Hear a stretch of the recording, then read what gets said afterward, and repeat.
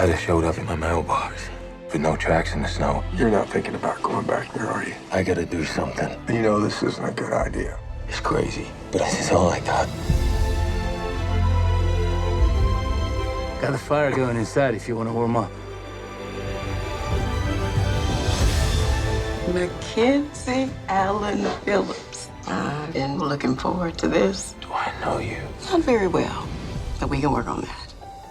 Is stepping into the role of Papa something that is incredibly daunting, or is it feels like in some ways just being everything you can't possibly get it wrong? Well, you can get it very wrong if you approach it from the aspect of I'm playing God.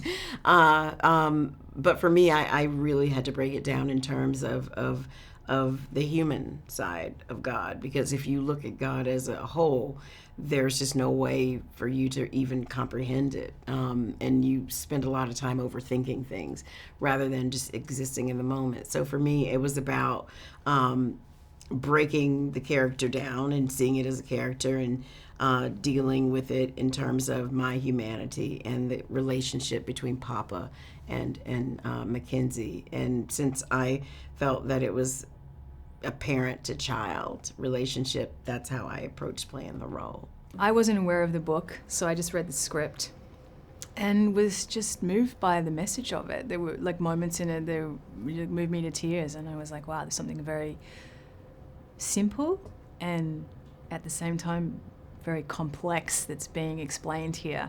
And I really would love to be part of a project that has this healing agenda.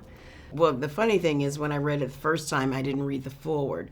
So there was a lot that I missed.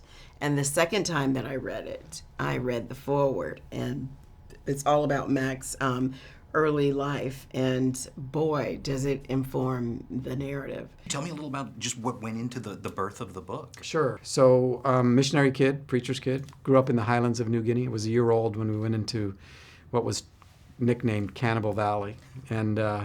And that was my world. And New Guinea has like over 800 unrelated language groups, and we were in a big one.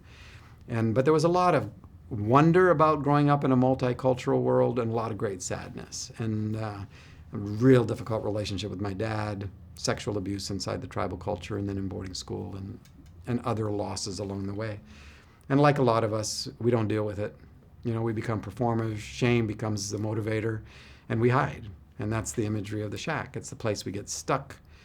And it took me 50 years to work it out, thankfully with people in my world. And then Kim, my wife, had been saying, you know, would you just write something as a gift for our kids that kind of puts this all in one place because you think outside the box?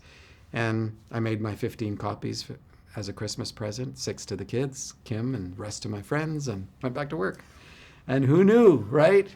So those 15 copies did everything I ever wanted this book to do. And for it to now be a major motion picture, like how cool is this? And for the book to have the ripple effect and the impact in people's lives that it has, and I get invited into that space, it is such a gift to me, and a grace gift. This story is explained to you within the framework of Christian ideology, or Christian religion and Christian theology.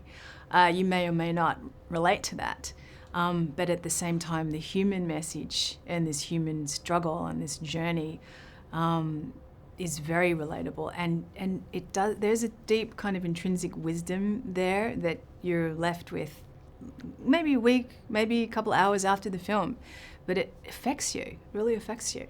One of my real favorite things in the movie was just the discussion of fact versus story and what you come out. Obviously, it's not a true story. Oh, no, it's a true story. It's just not real. Very, very well put. Okay, because parables are all true, but they're not real, right? But you resonate with them because they're true. And this is a true story. So you've got Mackenzie, because I'm Mackenzie, and I'm also Missy in that sense. But you resonate because we all know loss and we all know love. And this is the greatest loss, the loss between a parent and a child. And it picks up all the other losses along the way. And we get carried along inside of his questions and inside of his journey and processing. He just does it in a very short period of time that takes us years. That's the beauty of art, is that it can inform and influence real life. And while this isn't a true life story, the journey of loss and grief and depression and losing faith and then finding your way back to it is one that we can all say that we've somehow identify with.